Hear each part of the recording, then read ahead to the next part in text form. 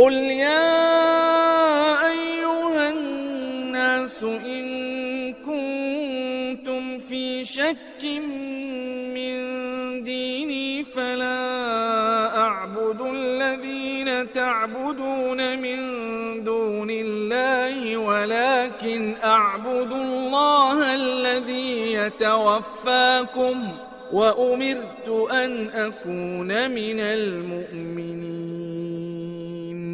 وأن أقم وجهك للدين حنيفا ولا تكونن من المشركين ولا تدع من دون الله ما لا ينفعك ولا يضرك فإن فعلت فإنك إذا من الظالمين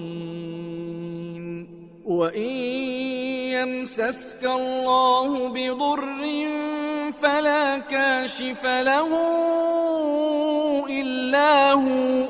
وإن يردك بخير فلا راد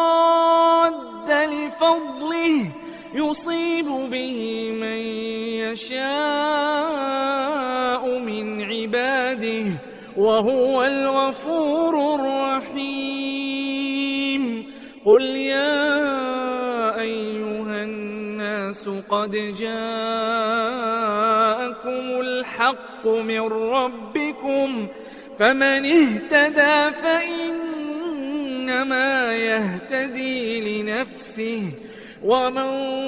ضل فإنما يضل عليها وما أنا عليكم